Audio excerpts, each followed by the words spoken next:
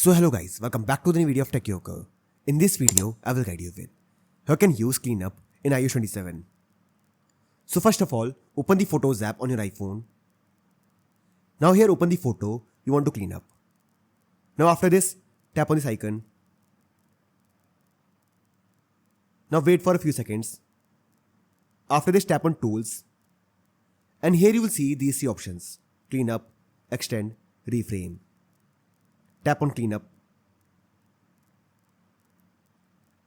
Now this says preparing cleanup. Wait for a few seconds. And now select the item you want to remove. For example, I want to remove this pole. So I will select it like this. Now here tap on Cleanup. Now wait for a few seconds.